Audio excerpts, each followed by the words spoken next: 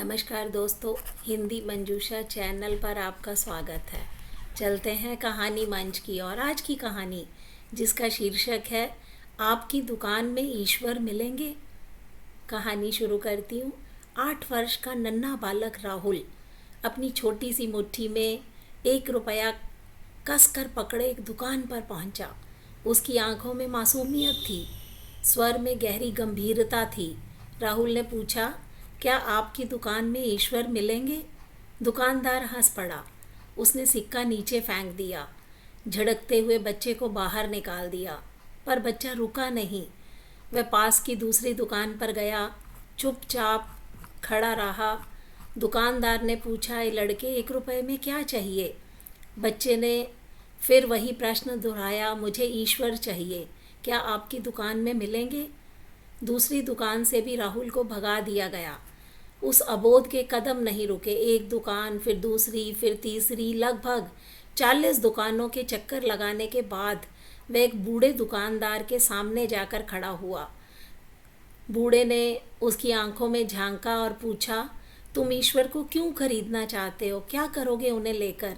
यह पहला व्यक्ति था जिसने राहुल को डांटा नहीं, बल्कि समझाना चाहा।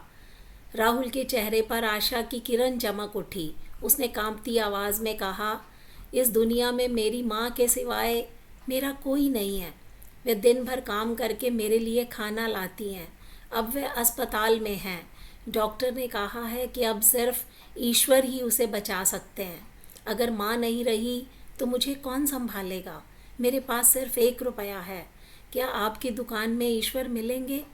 बूढ़े दुकानदार की आंखें नम हो गई। वह बोला, हाँ बेटा, ईश्वर मिलेंगे, 1 रुपये में ही।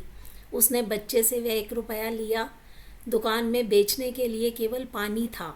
उसने फिल्टर से 1 गिलास पानी भरा और बच्चे को देते हुए उसने कहा, यह पानी अपनी माँ को पिला देना, वह ठीक हो जाएंगी।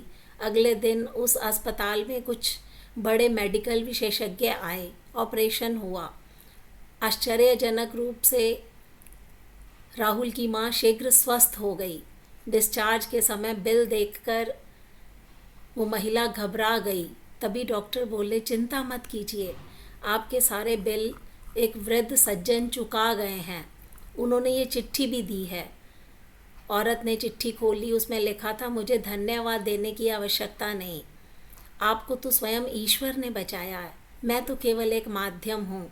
यदि धन्यवाद देना ही है तो अपने नन्हे बेटे राहुल को दीजिए, जो 1 रुपया लेकर ईश्वर को खोजने निकल पड़ा था। उसका अटूट विश्वास ही सच्ची भक्ति है। ईश्वर को पाने के लिए करोड़ों का दान नहीं चाहिए। सच्चा विश्वास हो तो 1 रुपये में ही ईश्वर मिल जाते हैं। ईश्वर मंदिरों, दान पात्रों और दुकानों में नहीं है। निर्मल विश्वास और निस्वार्थ प्रेम में ईश्वर मिलते हैं। ये थी कहानी दोस्तों, आपकी दुकान में ईश्वर मिलेंगे। ये कहानी आपको कैसी लगी? इस पर अपनी प्रतिक्रिया दीजिए। हिंदी मंजूषा चैनल को सब्सक्राइब कीजिए। मिलते हैं अगली वीडियो में। तब तक के लिए नमस्कार।